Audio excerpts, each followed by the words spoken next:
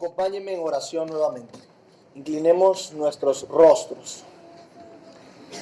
Señor, agradecido estamos por la oportunidad y el inmenso privilegio que nos das de cantarte a ti y reconocerte como nuestro Dios, y que tú nos reconozcas a nosotros como tu pueblo. Tu palabra hoy nos enseñará cuán grande es ese privilegio. Te ruego que nos amonestes, que nos consueles y que traigas salvación, Señor. Que llames eficazmente a aquellos que has preparado para vida. Es nuestro deseo que tú seas glorificado en la exposición de tu palabra y que nosotros seamos muy beneficiados al humillarnos delante de tu voluntad y de tu gloria. Bendícenos, Espíritu Santo, preside este tiempo, preside a tu siervo, te lo ruego, preside a tu iglesia en la adoración mientras escucha. En el nombre de Jesús, amén. Vamos a Oseas, espero que ya estén por allí. Oseas. Para los que no saben, desde ya exactamente hoy son 5 semanas que tenemos exponiendo el libro de Oseas, del profeta Oseas. Estamos exponiendo todo este libro profético, y ya vamos con el 5º sermón. En lo personal, para mí ha sido de mucho provecho, espero que también para la iglesia haya sido de mucho provecho, a pesar de la complejidad del libro. Quisiera que leamos los versículos del 8 al 11 del capítulo 1 de Oseas. Capítulo 1, versículos 8 al 11. Dice así la palabra de Dios. Después de haber destetado a Lo-Ruhama, concibió y dio a luz un hijo. Y dijo Dios: ponle por nombre Lo-Ammi, porque vosotros no sois mi pueblo, ni yo seré vuestro Dios. Con todo, será el número de los hijos de Israel como la arena del mar, que no se puede medir ni contar. Y en el lugar en donde les fue dicho: vosotros no sois pueblo mío, les será dicho: sois hijos del Dios viviente. Y se congregarán los hijos de Judá y de Israel, y nombrarán un solo jefe, y subirán de la tierra, porque el día de Jezreel será grande. Haciendo un recuento breve, recordamos que en el primer mandamiento de Dios para Oseas, lo manda a casarse con Gomer. Gomer, una mujer claramente inclinada a la fornicación, porque esa mujer representaría la prostitución de Israel en pos de otros dioses. El primer mandamiento señalaba el juicio, el primer hijo de Oseas, mejor dicho, que sería el segundo mandamiento, representaba el juicio de Dios contra Jehú e Israel por su fornicación. Eso con respecto al primer hijo, que se llamaba Jezreel. El segundo hijo, que no era biológico, de Oseas, representaba la consecuencia del pecado de Israel, y por lo que el arco de Israel, es decir, su ejército, sería quebrantado. Dios no tendría más compasión de Israel, en contraste con la misericordia que tendría con Judá. Dios sí salvaría a Judá, no por su ejército, sino por Jehová su Dios. Y luego el tercer hijo. De igual manera que la hija anterior, tampoco era un hijo biológico de Oseas. El versículo 8 nos dice: después de haber destetado a Lo-Ruhama, su segunda hija concibió y dio a luz un hijo. En su cultura, los bebés eran destetados o se destetaban aproximadamente de 2 a 3 años. O sea que aproximadamente después de 2 o 3 años Gomer volvió a dar a luz. En este caso, dio a luz un niño, un varón, el tercer hijo de Gomer. El segundo hijo no biológico, el segundo hijo no biológico de Oseas, porque el primer hijo, Jezreel, sí era de Oseas. Básicamente, los últimos dos hijos de Oseas eran literalmente hijos de fornicación. Los últimos dos hijos. Ahora este hijo tampoco era de él y Dios manda a colocarle un nombre. Pero colocarle un nombre a ese hijo implicaba que lo recibiera como suyo. No era él no era el padre biológico, pero debía recibirlo como suyo. Siendo entonces consecuente así con el primer mandamiento de que tomara una mujer fornicaria e hijos de fornicación. ¿Recuerdan? Entonces, Oseas sabía de antemano que su esposa tendría hijos con otros hombres producto de su fornicación. ¿Qué hombre aquí estaría dispuesto a casarse con una mujer que sabe que más adelante va a tener dos muchachos y no de él? Está rudo eso, ¿verdad? En este momento el matrimonio de Oseas, pensando en la maldad del pueblo que caracterizaba a este pueblo y pensando en lo público del matrimonio de un profeta, para este tiempo ya Oseas sería algo así como la burla del barrio por la condición de su familia. Si tuviera Oseas en Venezuela, le dirían el venado, el cachúo o cualquier otro refrán malintencionado, queriendo burlarse la gente de aquel que ha sido agraviado. Eso era duro para Oseas. Seguramente sería la burla del barrio. Y son cosas que debemos considerar, son importantes. Pero hoy vamos a ver,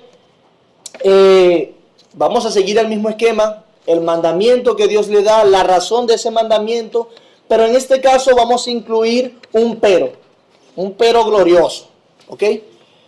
Vamos a ver nuestro cuarto y último mandamiento de este capítulo 1. Entonces, el cuarto y último mandamiento del capítulo 1 es: pon por nombre a este hijo Lo-Ammi. A este niño que no era su hijo, le tendría que colocar Lo-Ammi. ¿Cuál era el nombre de la hija anterior? Perfecto. Ahora este se llama Lo-Ammi. No es un nombre atractivo como tampoco lo era Lo-Ruhama, pero igual debía colocárselo de parte de Dios. Imaginemos diciéndole a Oseas a su hijo: hijo, Lo-Ammi, ¿cómo estás? Y yo hago estas introducciones y me involucro como si estuviésemos en el contexto propio de la familia de Oseas, porque es importante que notemos que lo que dice esta carta y lo que Dios mandó a hacer Oseas no está fuera de la vida personal del mismo profeta. Es algo bien familiar para él. Preguntas o palabras como estas o cualquier otra cosa más fueron una realidad en la vida diaria de la familia de Oseas. Que la gente estuviese viendo y escuchando lo que decía Oseas, a él lo afectaría propiamente, a él y a su familia, porque su familia completa, su matrimonio sería una parábola andante de lo que Dios quería comunicarle a Israel. Cuando hablamos de Lo-Ammi, si descomponemos esta palabra, Lo-Ammi, lo sería no, y Ammi sería pueblo. No pueblo. Lo-Ammi, no pueblo. Igual que Lo-Ruhama, no, Ruhama, compasión. No compasión en el caso de la hija anterior, pero en este caso sería no pueblo. Y este nombre tenía una connotación bastante personal, al igual que la tenía Lo-Ruhama, o no compadecida.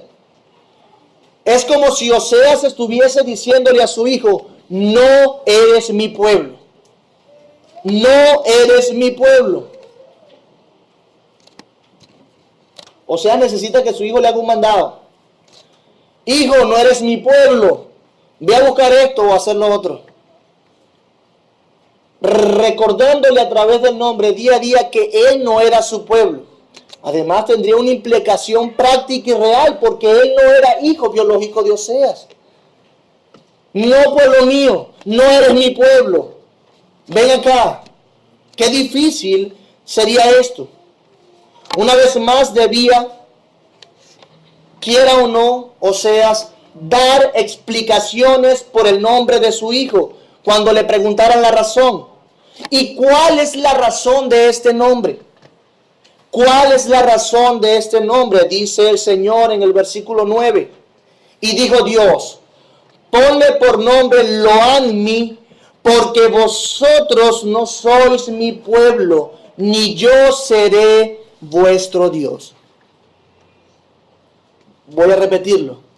Porque vosotros no sois mi pueblo, ni yo seré vuestro Dios. Esa es la razón de este mandamiento. Mi hermano, Dios estaba desistiendo, renunciando de su jurisdicción directa como encargado de Israel. Dios estaba desistiendo, renunciando de su jurisdicción directa como encargado de Israel. La cuestión aquí es que desde ya hace un tiempo, el mismo pueblo de Israel se había zafado de la responsabilidad de ser el pueblo de Dios. Ellos ya lo habían hecho. Y Dios estaba haciendo dos cosas al decir, ustedes no son mi pueblo. En primer lugar, Dios estaba describiendo lo que el propio pueblo ya había hecho. ¿Qué había hecho el pueblo? Librarse del gobierno de Dios. No adorarle y seguir otros dioses. En segundo lugar, Dios estaba trazando su juicio. Además de describir su condición, Dios estaba trazando juicio. Ustedes no serán ya mi pueblo. Ustedes no serán ya mi pueblo. Esto implica necesariamente, desde el punto de vista del Señor, que Dios seguiría siendo su Dios. Escuche bien para entrar en contexto. Esto implica necesariamente que Dios seguiría siendo su Dios hasta que se ejecutara su juicio cuando viniera a Siria. Es decir, en ese momento, cuando nace Lo-Ammi y Oseas se empieza a predicar acerca de este nuevo juicio que traza Dios a Israel, cuando ellos no se comportaban como el pueblo de Dios, Dios, sin embargo, seguiría siendo su Dios o tratándolo con compasión, retrasando su juicio hasta la llegada de los asirios. Dios durante los próximos 50 años les tendría compasión, no desarraigándolos inmediatamente. Sí, porque después que Dios da la profecía y nace Lo-Ammi, viene el juicio luego de unos 48, 50 años. Y Dios durante ese tiempo estaba teniendo compasión, retrasando su juicio, pero el juicio estaba allí. El juicio estaba allí. No serán mi pueblo, le dice Dios. Pero además le dice, Él no sería más su Dios. Veamos el versículo 9. Porque vosotros no sois mi pueblo, ni yo seré vuestro Dios. Estas dos expresiones, como una frase junta, nos dan la misma idea. ¿Qué idea nos dan estas dos frases juntas? No sois mi pueblo, ni yo seré vuestro Dios. Bueno, nos dan la idea de la pérdida de los privilegios como el pueblo de Dios. No habría ninguna reciprocidad de ambas partes. No habría ninguna reciprocidad de ambas partes, ni del pueblo ni de Dios. No obstante, estas dos frases juntas es una frase enfática que resalta una verdad. Dios estaba diciendo a través de esto, Dios estaba exaltando el distanciamiento de Dios con Israel como juicio. Dios habría de distanciarse de Israel ejecutando su juicio. Vimos la semana pasada la compasión soberana y justa de Dios. Dios estaba quitando su compasión de Israel, trayendo como consecuencia su destierro. Pero ahora Dios estaba diciendo quizás palabras más duras a Israel. Palabras mucho más duras. Ya no los conocería entre las naciones. Serían como ellas. El pueblo de Israel, al ejecutarse este juicio de Dios, que no sería más su pueblo, sería un pueblo sin identidad ni Dios en el mundo, errantes entre las naciones, desprovistos de identidad y cultura. Dios no los vería más como su pueblo, y eso es bastante grave, mi hermano. Gravísimo. Veamos lo siguiente, para dar una idea mucho más amplia acerca de lo que implica no ser pueblo de Dios y lo que implica este juicio. Escuche bien, todo el sistema de creencias de un pueblo estaba esquematizado y fundamentado en la deidad que los presidía, que los guiaba. Y todo ese sistema de creencia que estaba esquematizado y fundamentado en la deidad que los presidía, le daba forma a todo su sistema de pensamiento. Les daba forma a todo su sistema de pensamiento. Todo lo que pensaban pasaba por lo que creían acerca de ese Dios. Eso les permitía saber lo que eran, de dónde venían, a dónde iban, su razón de ser, sus propósitos, por qué estaban establecidos donde estaban establecidos, entre otras cosas. A fin de cuentas, su identidad y causa última estaba fundamentada en sus creencias. En sus creencias, en su Dios. Y así, como toda su cultura y costumbres recaían en quien creían, sería entonces el destino, el proceder de este pueblo. Pero además de las costumbres y cultura guiada por esa deidad, también su protección y resguardo se le atribuían a esa deidad que los guiaba.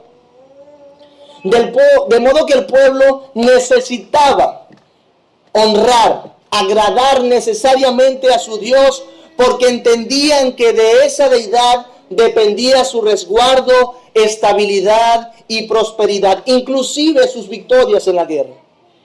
Ellos debían adorarle. Había una relación bien estrecha entre la deidad y el pueblo, al punto que si esa deidad le pedía a su hijo, ¿sabe qué hacía? Se lo daba. Bien estrecha había una relación allí. Podemos entonces decir que todo lo que es un individuo y una sociedad es conforme al Dios que adoran. Repito, todo lo que es un individuo y todo lo que es una sociedad es conforme al Dios que adoran. Es consecuente con lo que creen. Son lo que creen. Eso es lo que es un individuo y una sociedad. Y para el pueblo de Israel no era la excepción. No. No que Dios imitaba la antropología y la sociología de otras naciones, sino porque precisamente Dios nos creó para adorarle. Dios nos crea para adorarle. Y lo que adoramos, a eso seguimos. Necesariamente. Las otras naciones seguían sus dioses inventados por ellos mismos y en base a eso creaban sus culturas. Ellos veían así la vida, adoraban su propia imaginación, su propia mente y creaban sus culturas. Ellos, por su pecado, seguían sus propios corazones caídos. Pero Israel, a excepción de cualquier otra nación en la tierra, sobre la faz de la tierra, Israel, por gracia, fue apartado y santificado del resto de los pueblos para que adorasen al único Dios vivo. Eso pasó con Israel. Entonces, si iban a creer en Dios, porque Dios por gracia los aparta soberanamente, ¿cómo sería su cultura? ¿Cómo serían sus costumbres? ¿Cómo sería su pensamiento? Conforme al Dios que creían. Dios, el Señor, Jehová de los ejércitos era su Dios. Todo lo que ellos eran serían conforme a Dios. Y eso implicaba necesariamente el pacto y las palabras, ustedes son mi pueblo y yo soy su Dios. Tenía que ver con todo lo que era esa sociedad y lo que era cada individuo de esa sociedad. Su salud, su prosperidad, su resguardo estarían garantizados como pueblo de Dios. De hecho, para darle más luces acerca de esto, las leyes de Dios fueron dadas con ese propósito. Sí. Pensemos en las leyes acerca de la comida, de la contaminación con cadáveres, de la relación con los leprosos. Precisamente siendo fieles a Dios, estarían garantizando la salud pública y común de toda la nación. Siendo fieles a esas leyes. Ahora pensemos en las leyes acerca de la administración de sus finanzas, de sus recursos y lo que tenían. Todo lo que tenía que ver con la propiedad privada. Pensemos en esas leyes. Dios estaba promoviendo la prosperidad de ese pueblo a través de esas leyes. Dios estaba haciendo eso porque Él era su Dios y ellos eran su pueblo. Las ordenanzas que Israel tenía con respecto a las tierras y el ganado, Dios quería que ellos cuidaran las tierras que usaban para que fueran fértiles y aseguraran la buena multiplicación del ganado. Eso es lo que promovía Dios. Pensemos en las leyes acerca de todo el sistema de adoración. Esas leyes estarían, si eran fieles, estarían perpetuándolos como pueblo de Dios y cumpliendo el propósito más importante de sus vidas, adorar al Señor y comunicar su gloria. Eso es lo que promovían esas ordenanzas con respecto al sistema de adoración. Estarían a través de la adoración a Dios, siendo los recipientes de su cuidado sobrenatural y soberano. ¡Qué bueno! Beneficiados con el cuidado soberano y sobrenatural de Dios. Porque a Él adoraban. Pensemos también en la ley con respecto a su prójimo. Amarás a tu prójimo como a ti mismo. En eso se resumen los últimos mandamientos del Decálogo. Dios estaba resguardándolos de no autodestruirse y de procurar el bien común. Dios estaba guardándolos de eso. Procuren el bien común. También las leyes que le daban exclusividad con las otras naciones, que los santificaban, que los separaban. Esas leyes los estarían guardando de su propio corazón, de dejar a Dios para no ir en pos de costumbres y dioses que los llevarían a la perdición. No te cases con mujer hija de Dios extraño, de otra nación. No tengas alianzas con otras naciones para que tu corazón no se pervierta en pos de otros dioses. Dios estaba guardándolos de la perdición. Mi amado hermano, que Dios sea el Dios de un pueblo es lo mejor que a cualquier nación le puede pasar. Que Dios sea el Dios de una persona es lo mejor que a cualquier individuo le puede pasar en todo aspecto. Su dirección, su guía nos hace libres para disfrutarle a Él en plenitud. Nos hace libres para disfrutar a plenitud del propósito de nuestras vidas. Seguir a Dios. Eso implica ser pueblo de Dios. De una manera práctica. De este modo el pensamiento de Israel sería su Dios. Israel pensaría, era todo conforme a su Dios. ¿Qué dijo mi Señor? ¿Qué dijo Dios? ¿Cómo debo hacer esto? ¿Qué dijo Dios? ¿Cómo debo hacer en el trabajo, con mi ganado, en la adoración, con mi familia? ¿Qué dijo Dios? Dios era el Dios de ese pueblo y presidiría el pensamiento de ese pueblo. Sus costumbres, su cultura, todo de acuerdo a Dios.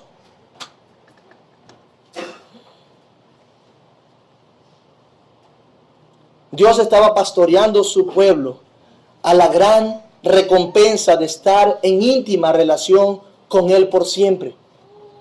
Eso es lo que implica ser parte del pueblo de Dios. Un pastoreo continuo a su presencia por la eternidad, adorándole. Mi amado hermano, mi amado amigo, esa es la verdadera libertad.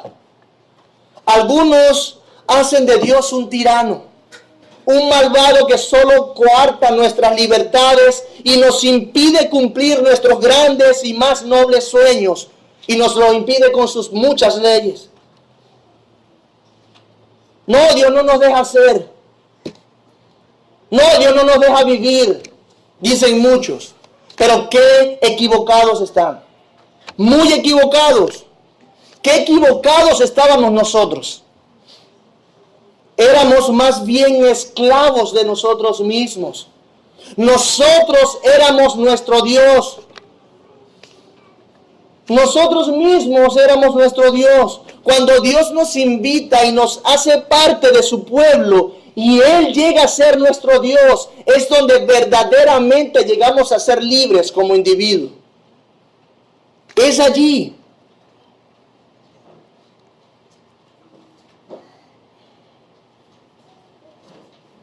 Ahora, cuando escuchamos las palabras, no sois mi pueblo. Cuando escuchamos las palabras, no sois mi pueblo, ni yo seré vuestro Dios. Lo vemos allí en el versículo 9. Es lo más correcto que pensemos o pensar en el pacto. Es lo más correcto. Estas son palabras pactuales de Dios. Cuando Dios estaba refiriendo su pacto a Israel, en cumplimiento de su pacto con Abraham, Isaac y Jacob, dijo las siguientes palabras, Éxodo 19, 5 y 6. Éxodo 19, 5 y 6. Ahora pues, escuche estas palabras, por favor, que es de lo mejor. Ahora pues, si diereis oído a mi voz y guardareis mi pacto, eso es lo que debía hacer el pueblo. Si diereis oídos a mi voz y guardareis mi pacto, vosotros seréis mi especial tesoro sobre todos los pueblos. Sobre todos los pueblos. ¿Hay muchos pueblos en la tierra? Sí, sobre todos esos pueblos ustedes serán mi especial tesoro. Y mira que había pueblos. Y vosotros, dice, porque mía es toda la tierra. Y vosotros me seréis un reino de sacerdotes y gente santa, gente apartada para mí. Estas son las palabras que dirás a los hijos de Israel. Desde este punto de vista, ¿qué significa ser pueblo de Dios? Mi amado hermano, la gracia, la compasión, la intimidad y ternura de Dios en este pasaje se resumen con estas palabras. Sean mi especial tesoro. Mi especial tesoro sobre todos los pueblos, porque mía es la tierra. ¡Qué ternura! ¡Qué gracia! ¡Qué compasión! ¡Qué intimidad! Este sería el mayor privilegio que cualquier ser humano podría tener sobre la tierra. Ser el pueblo especial de Dios, del creador del universo, del santo, del justo, su especial tesoro. Estas palabras resumen lo importante que llegaría a ser este pueblo para Dios. Sí, para Dios. Piensa en este pueblo con referencia al Dios creador. Mira lo importante que serían. Él los defendería como su cuarto de tesoros reales. Hay un castillo inmenso y hay un cuarto súper resguardado, una bóveda con muchos soldados. con mucho material de guerra para defender ese cuarto, porque allí estaba el especial tesoro del rey. Bueno, Dios nos defendería o los defendería como su cuarto de tesoros reales. Los cuidaría personalmente como la mayor de sus riquezas. Él los supervisaría personalmente como lo más importante que tenía. Eso es ser un especial tesoro. Por eso promete una tierra, pero no cualquier tierra. Ese es mi especial tesoro. ¿Qué tierra le voy a dar? Vamos a ver. Dice que esa tierra que le había dado era una tierra donde fluía.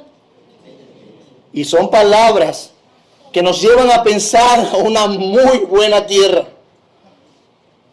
Una tierra que ni siquiera era de los habitantes que allí habitaban antes, sino que la tierra había sido electa y preparada por el soberano del universo para su especial tesoro, Israel.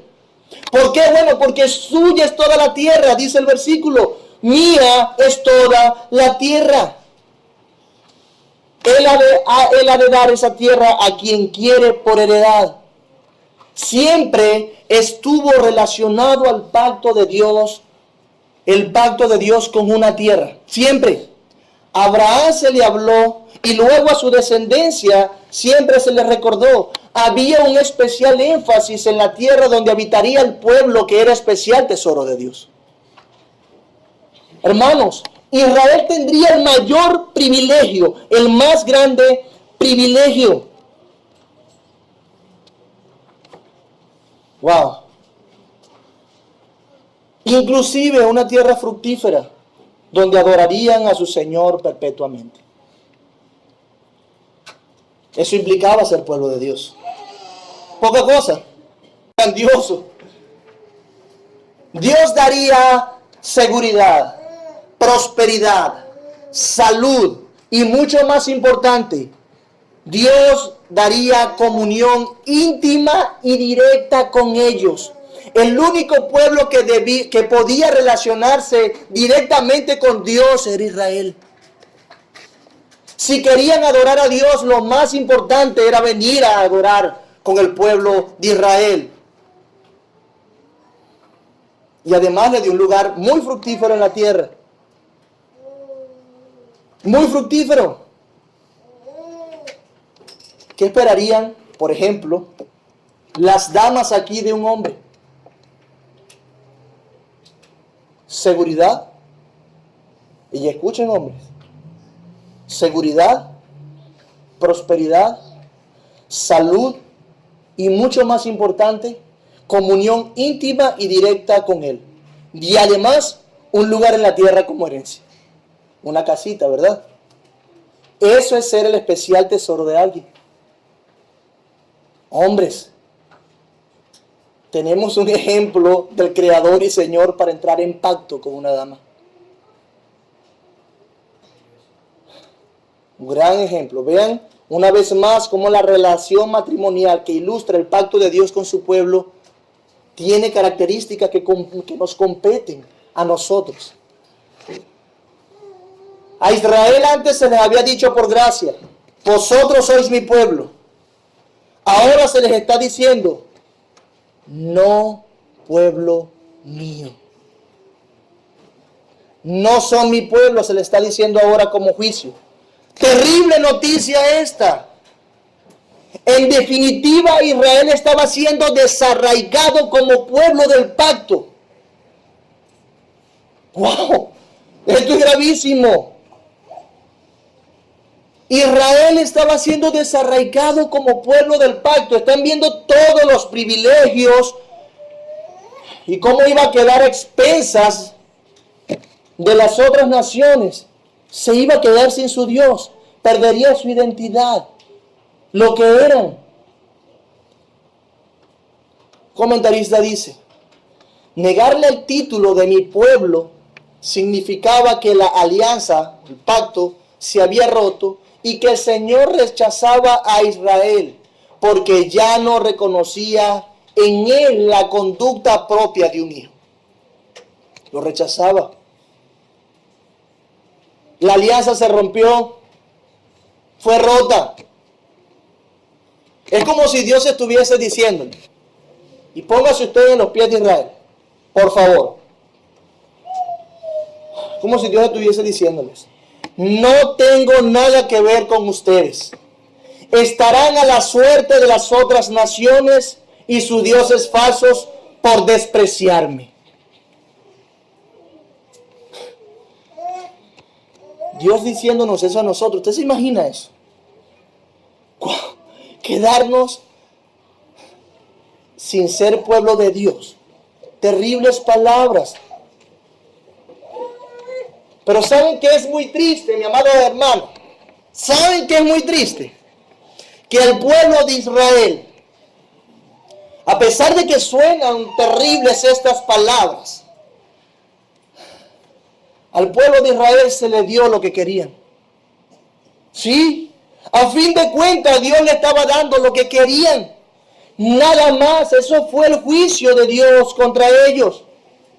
Mi amado hermano, es que el juicio, el hombre de Dios, mejor dicho, el hombre recibe de parte de Dios como juicio lo que su propio corazón desea. El hombre recibe de parte de Dios como juicio lo que su propio corazón desea. En la actualidad, las personas no quieren ser pueblo de Dios. No quieren ser su iglesia, no quieren estar con Dios, desprecian a Dios. ¿Y sabe qué? Si no se arrepiente, a fin de cuentas, eso mismo es lo que Dios le dará. Una eternidad sin la compasión de Dios como tanto deseaban. Una eternidad separados de Dios. Sin Dios. Será el peor de los juicios que Dios le dé al pecador, al impío, lo que desea. Estar sin Dios por la eternidad. Israel, en consecuencia con sus actos, sería sacado de la tierra que los identificaba como herederos del Dios Altísimo, como pueblo de Dios. Ya esta tierra no les pertenecía. Y debemos recordar que el pacto de Dios evidencia su carácter soberano cuando dice que tiene misericordia de quien tiene misericordia. Pero también luego tiene que ver con la herencia y la relación íntima que tendrían con ellos como un pueblo especial. Porque Dios tuvo misericordia, yo tendría una relación íntima con ese pueblo. Y si se dan cuenta, el lenguaje de Dios sigue siendo completamente pactual. Eran de mi pueblo, ahora los deseché por su infidelidad. Eran de mi pacto, ahora los deseché por su infidelidad. Hermanos, eso implica que se le quitarían los privilegios, los beneficios de ser el pueblo escogido de Dios. Inclusive la tierra se les quitaría. ¿A dónde se fueron? A Siria. ¿Saben? ¿Qué es un pueblo pagano? ¿Qué es un pueblo gentil? Toda nación, todo individuo que no forma parte del pueblo de Dios. ¿Cierto? Ahora Israel dejaba ser pueblo de Dios. ¿En qué se constituía oficialmente? Gentil. Pero hay un pero glorioso de restauración aquí. Hay un pero glorioso de restauración. Qué buen pero es este que vamos a ver ahora. Es un muy buen pero. Preste atención. El cafecito que haga efecto. Grandioso pero este. Oseas 1 del 10 al 11. Con todo será el número de los hijos de Israel como la arena del mar, que no se puede medir ni contar. Y en el lugar en donde le fue dicho, vosotros no sois pueblo mío, les será dicho, sois hijos del Dios viviente. Y se congregarán los hijos de Judá y de Israel y nombrarán un solo jefe y subirán de la tierra, porque el día de Jezreel será grande, grande. Con todo, dice. La conjunción con que comienza el versículo 10 es con todo. ¿Con todo qué? Con todo lo que ha pasado, a pesar de eso, con todo el juicio, lo que ha sucedido, su maldad, su fornicación, su idolatría, con todo. con todo. Qué grande con todo eso. Aquí se quiere hacer constar que el castigo de Dios sobre Israel sería pasajero. Y aquí debo empezar a referirme como el verdadero Israel.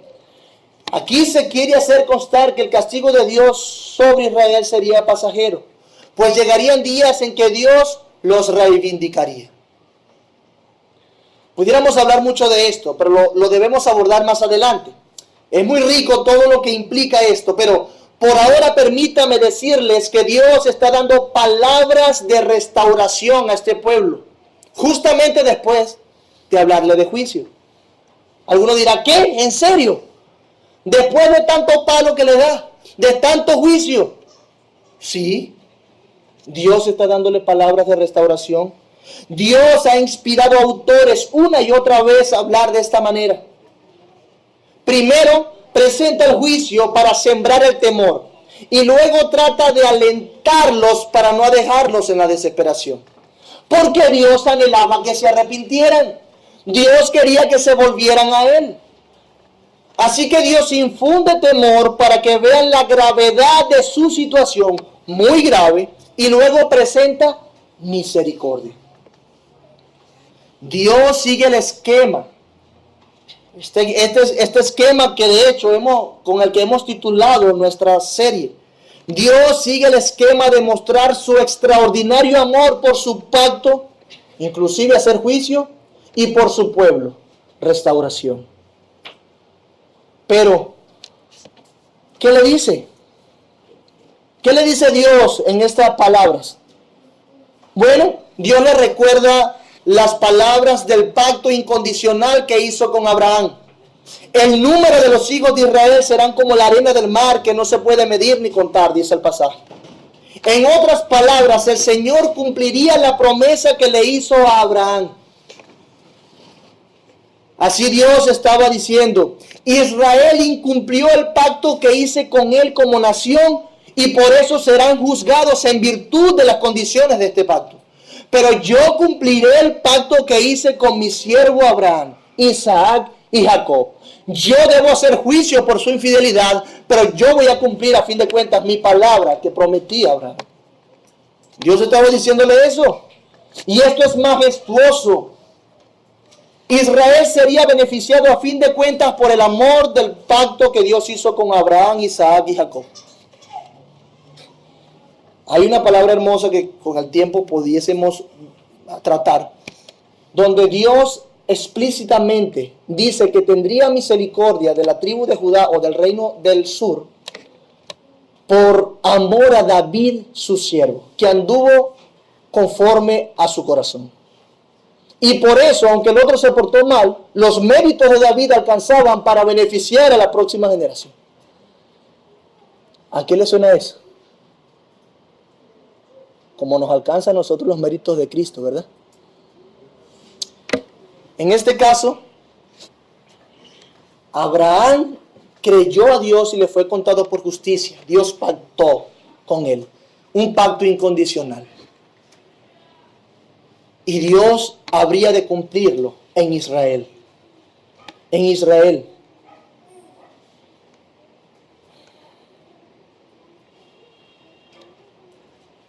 Por eso dice, y en el lugar en donde le fue dicho, vosotros no sois mi pueblo, les será dicho, sois hijos del Dios viviente.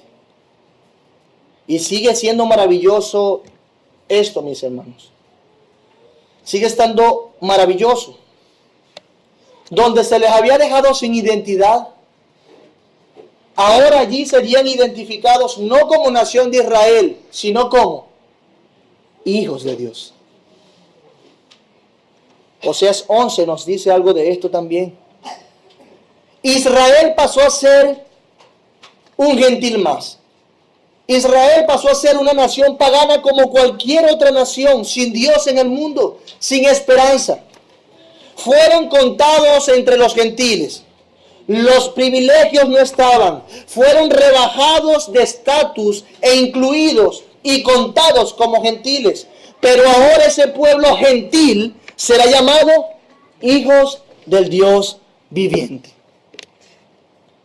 Y mi amado hermano, de esta manera, precisamente lo aplica el apóstol Pablo a los gentiles en Romanos 9, aludiendo a la promesa que se le hizo a Abraham, que en su simiente serían benditas todas las naciones, no solo una, y que se multiplicarían como la arena del mar. Y ahora estas palabras de juicio y restauración a Israel lo llevaban a representar o simbolizar a los gentiles en su inclusión futura como pueblo de Dios. Voy a repetir eso, preste atención. Ahora, estas palabras de juicio y restauración que estamos explicando aquí, estas palabras de juicio y restauración a Israel, lo llevaban a representar o simbolizar a los gentiles en su inclusión futura como pueblo de Dios. ¿A quién se le dijo que donde no era mi pueblo serán llamados pueblo de Dios? A Israel. ¿Cuál Israel? La Israel que había perdido los privilegios, la Israel pagana, ¿cierto? Gentil.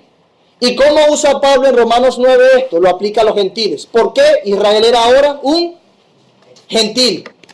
Por eso estas palabras que Dios le dice a Israel, Pablo lo aplica a los gentiles, siendo ese Israel desterrado, un gentil más entre las naciones. Romanos 9 dice, busquen allí Romanos 9, por favor. Romanos 9, 22. Dice así la palabra de Dios. Pablo hablando a los romanos. ¿Y qué si Dios, queriendo mostrar su ira y hacer notorio su poder, soportó con mucha paciencia los vasos de ira preparados para destrucción?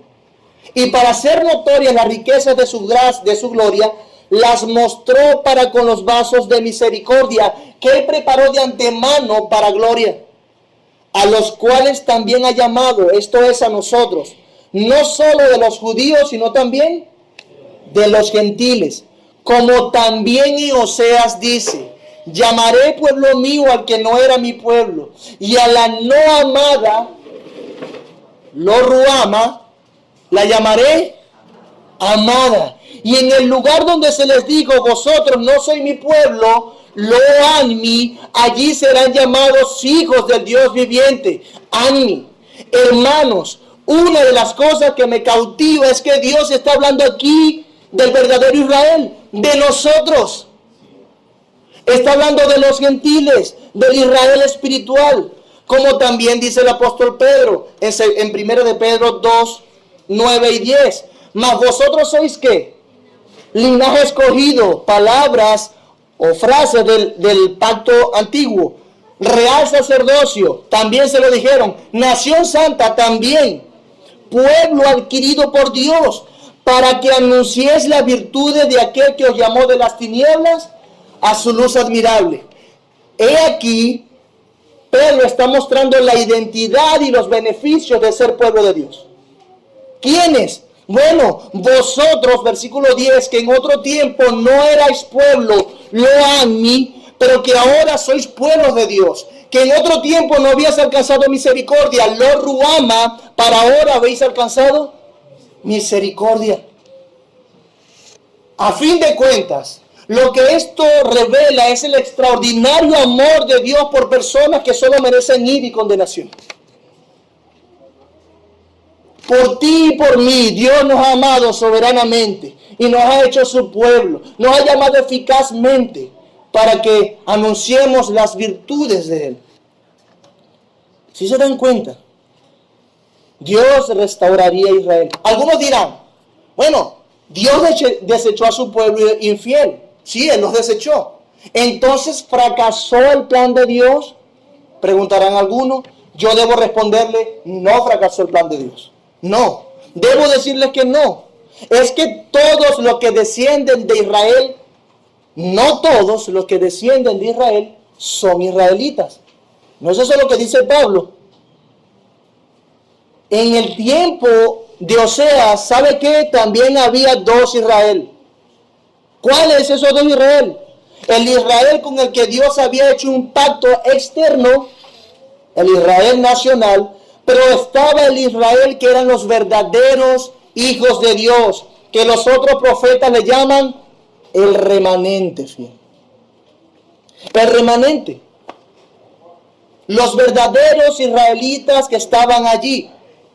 Oseas predicó, y hay un llamamiento eficaz de Dios. ¿Quién sabe cuántos israelitas se convirtieron a Dios por la predicación de Oseas?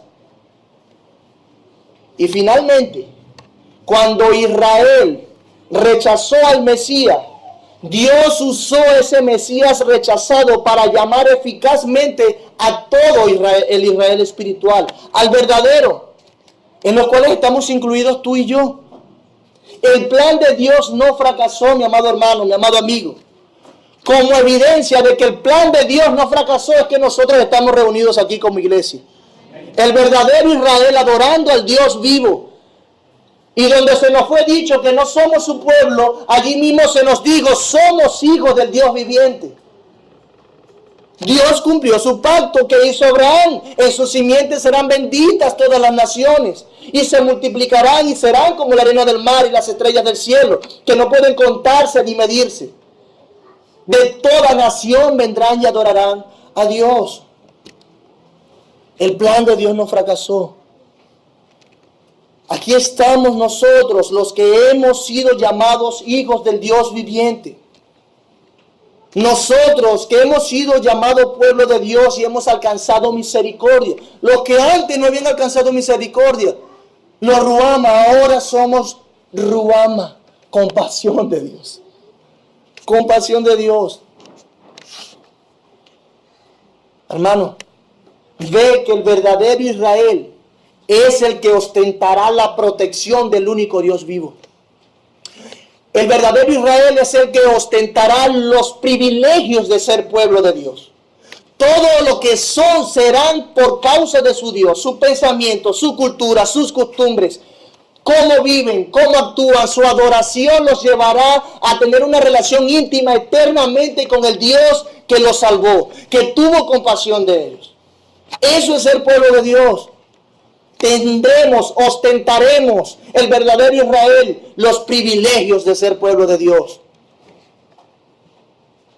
Dios nos ayudará en todo. Sí, en contraste con los impotentes ídolos muertos que no tienen vida. Somos hijos del Dios vivo, ya no hijos de dioses muertos. Ese es el contraste que hace ahí. Eso es ser parte del pueblo de Dios. El versículo 11 dice: y se congregarán los hijos de Judá y de Israel, y nombrarán un solo jefe, y subirán de la tierra, porque el día de Jezreel será grande. No solo serán como la arena del mar, no solo serán llamados hijos del Dios viviente, en contraste con los hijos de dioses muertos, sino que también se congregará Judá e Israel como una sola nación. Lo que antes estuvo separado por causa del pecado, ahora por la promesa y fidelidad de Dios, por su amor extraordinario, será restituido perfectamente. Van a volver a ser una nación. Serán restituidos perfectamente por el liderazgo de un jefe, de un rey. Se inclinarán ante un solo rey, no ante dos reyes. Serán una nación, se congregarán nuevamente en uno y se inclinarán y reverenciarán a un solo rey, a un solo jefe. Pues serán una sola nación. Dios lo nombra jefe al que va a ser jefe, pero el pueblo voluntariamente se inclina a ese jefe. Dice, y subirán de la tierra donde estaban dispersos. Subirán de la tierra donde estaban dispersos. Otras naciones. ¿Recuerdan Jezreel? ¿Qué significaba Jezreel? Dos cosas. La misma palabra que se usa para decir esparcir es la misma palabra que se usa para sembrar. Porque ¿cómo sembraban antes? Esparciendo. En primer lugar, se le dijo Jezreel. Serán esparcidos, y subirán de la tierra donde estaban dispersos, Jezreel, y serán plantados en la tierra que Dios le dará, Jezreel. Ahora la palabra no solamente se usa para decir esparcidos, sino para decir sembrados. Y subirán de la tierra donde estaban dispersos, Jezreel, y serán plantados en la tierra que Dios le dará, Jezreel. Los que estaban dispersos serán congregados en un solo pueblo, Dios estaba diciendo. Por eso sería grande el día de Jezreel. He aquí el Señor, donde dispersó Jezreel, será plantado ese pueblo, Jezreel. Donde Dios dispersó, Dios plantará, Jezreel. Será grande el día de Jezreel, porque el Señor restaurará a su pueblo, dándole la tierra que le prometió, en cumplimiento de su pacto. ¿Por causa de qué? De su extraordinario amor por su pacto y su pueblo. Sí, ¿no es maravilloso esto? Cómo Dios usa tantas ilustraciones y palabras para presentar una idea clara. Jeremías 31, 27 y 28 también nos dice algo de esto. He aquí vienen días, dice Jehová, en que sembraré la casa de Israel y la casa de Judá de simiente de hombre y de simiente de animal. Y así como tuve cuidado de ellos para arrancar y derribar y trastornar y perder y afligir, como le pasó con ambos, tendré cuidado de ellos para edificar y plantar, dice Jehová. Ahora también tratándolos como una sola nación. Pero ¿quién sería el jefe? ¿Quién sería este jefe? Estamos frente a un señalamiento directo e indudable al Mesías, a Jesús. Él sería el jefe que reuniría al pueblo escogido de Dios, al verdadero Israel, quien todas las naciones va a liderar este hombre a la adoración de un Dios vivo. Ese es Jesús. Él será el rey que juzgará y dirigirá a esta nación con equidad y buen juicio, en quien se ha de restaurar el pueblo del pacto. ¿En quién? En Jesús de Nazaret, Jesucristo el Mesías. Él es nuestro rey. Ese es ese jefe. Dios, al hablarles a este Israel que le fue infiel y al que por causa de su pecado sería destituido como pueblo de Dios, estaba hablándonos a nosotros. Dios, hablando a Israel, a fin de cuentas estaba señalando y hablándonos a nosotros. Pues nosotros no éramos pueblo, como les pasó a Israel, pero ahora somos pueblo. Y estas palabras de restitución indudablemente tienen que ver con nosotros. Las palabras de restitución de Israel, que ahora era pagano, gentil, son para nosotros quienes éramos paganos y gentiles. De esa manera nuestra historia se une con la historia de Israel, siendo nosotros el verdadero Israel a quien se le cumple la preciosa promesa. Que es un beneficio hermoso, inmenso, eterno, hermano. Hay palabras de restitución. Sí, seguro, mi amado hermano, mi amado amigo. Hay palabras de restitución para el que está muerto en sus delitos y pecados. Para el que cree que sus pecados no tienen perdón. Hay palabras de restitución. El apóstol Juan dijo en su evangelio: mas a los que le recibieron, a los que creen en su nombre, les dio la potestad de ser llamados hijos de Dios. ¿Y? Así que, amigo, tú que escuchas, aquí donde estás siendo declarado como un impío que no es hijo de Dios, puedes ser también llamado hijo del Dios viviente si reconoces que ha fallado a Dios, si reconoces que tu destino será el infierno, si no te arrepientes, si reconoces eso, que tu destino será fatal, podrás ser llamado hijo del Dios viviente. Aquí donde se te dijo que no hay compasión para ti por causa de tu pecado, puedes ser llamado hijo del Dios viviente, amigo, si te arrepientes, si reconoces el juicio que te viene si no buscas y te vuelves al Señor. Quiera Dios que hoy por la fe, mi amado amigo, hagas ese pacto matrimonial con Dios. Porque así como es infinita su misericordia para aquellos que vienen a refugiarse en Él, así también será infinita su justicia para aquellos que mueran en sus pecados. Abandona los ídolos de tu corazón. Acógete hoy por la fe a la misericordia de Cristo. Y todos tus pecados serán perdonados si te acoges a la misericordia de Cristo. Recibirás gratuitamente el don de la vida eterna. Y ahora podrás disfrutar de ese invencible amor de Dios por los siglos de los siglos. Si te arrepientes, mi amado amigo. Por favor, ve a Cristo. Amigo, solamente Dios te hace verdaderamente libre. Mi hermano, solamente Dios te hace verdaderamente libre. Solo seguirle a Él y dejarte guiar bajo su sabiduría, sus leyes, su palabra. Solo así serás verdaderamente libre si eres parte del pueblo de Dios. Juan 8:36 dice, así que si el Hijo os librare, seréis verdaderamente libres. Pero también hay palabras de restitución para el que se ha alejado o se ha aislado por su pecado. Hay palabras de restitución para aquel que cree que ya no hay más piedad, que no hay más chance, que no hay más oportunidad. Hay palabras de restitución si te vuelves a Cristo. Si te arrepientes, Él te perdonará si tú vienes con un corazón humilde. Él te perdonará. No te alejes más, no te aísles más. Vuélvete a tu Señor. Vuélvete a tu Señor. Ahora, mi amado hermano, usted que aún no ha tenido la capacidad para ver cómo le edifica todo esto y que piensa que se le aplica bien a otros, pero no sabe cómo aplicarlo a usted mismo. Recuerde las veces como usted mismo no ha seguido a Dios. Las veces que no se ha comportado como pueblo de Dios. Recuérdelo. Haga memoria ahí brevemente.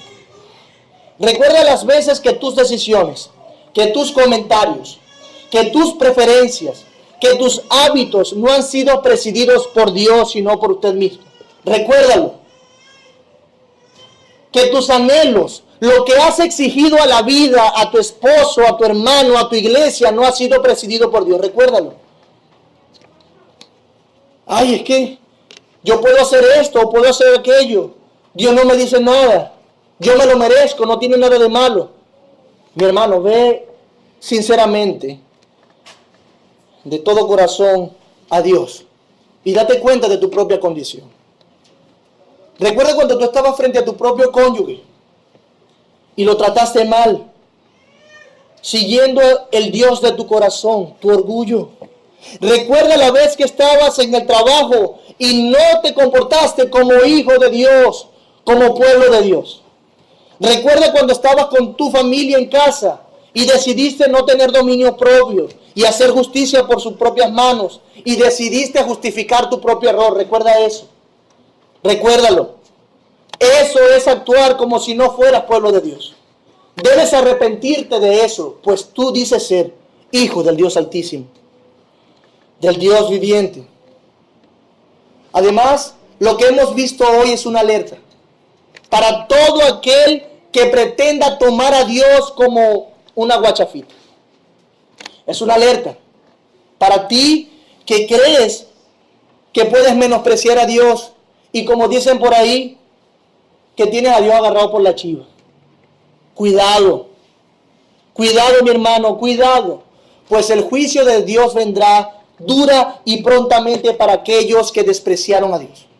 Para aquellos que decían, yo soy pueblo de Dios, como un amuleto, como un estatus, como una manera de beneficiarse de su iglesia. Cuidado, cuidado, el Señor está viendo todo y conoce bien todas las cosas. A Él no podrás esconderte. No te podrás esconder de Él. No te podrás esconder. Y pensemos también, todos aquellos que hemos sido beneficiados con ser llamados hijos del Dios viviente. Usted que ha sido llamado hijo del Dios viviente, estoy hablando con usted. Aquellos que dicen que ahora somos pueblo de Dios, que somos pueblo de Dios. Tenemos estos privilegios. Estos hermosos privilegios como pueblo de Dios. Su cuidado, protección, resguardo, vida eterna, intimidad con Él, relación íntima con Él. Tenemos estos privilegios porque Jesús, el jefe del verdadero Israel, se entregó. Sí, Él se entregó por ti y por mí. No, ese jefe no solo sería lo ruama a Dios, para que nosotros seamos los compadecidos a Dios, sino que también ese jefe sería constituido lo anmi. Fue hecho desprecio de Dios, quitándose de Él todos los beneficios, siendo contado entre los pecadores al cargar tus pecados y los míos. Sí, nosotros éramos lo ruama y lo anmi, pero otro tuvo que ser lo ruama y lo anmi por nosotros, para que ahora nosotros seamos misericordia y pueblo de Dios. Ese fue Cristo nuestro Señor. Despreciado y llevó el castigo de Dios. El justo y duro y pronto juicio de Dios lo llevó, para que ahora nosotros, con corazones alegres, pero humildes y dispuestos a adorarle, digamos, somos hijos del Dios viviente. Cristo constituido lo anmi, para que nosotros seamos el pueblo especial de Dios, para que seamos hijos del Dios viviente. Recuerda eso, que si Cristo te compró con sus méritos, con su sangre, eres el pueblo especial de Dios. Consuélate en eso, mi hermano. Haya consuelo en que eres el mayor tesoro que Dios puede tener, y te cuidará como tal, y esperará de ti como tal. Ese es nuestro Salvador, quien llevó el juicio por nosotros. A Él sea la gloria y la alabanza por siempre en su iglesia. Amén. Señor, gracias por tu palabra. Solo te pido que no deje sin fruto tu palabra, Señor. No tomes en cuenta mis errores, mis limitaciones, mis pecados, mi pobreza al comunicar tu palabra. Solo toma en cuenta lo que Cristo hizo para reivindicar tu justicia y cómo fue olor fragante para ti su sacrificio, y prospera tu palabra predicada en los corazones de tu iglesia y en aquellos que no se han arrepentido de sus pecados, Señor. Bendícenos al ver salvación y santificación en medio nuestro. En el nombre de Jesús, nuestro jefe y rey, quien nos congregó en un solo pueblo. Amén.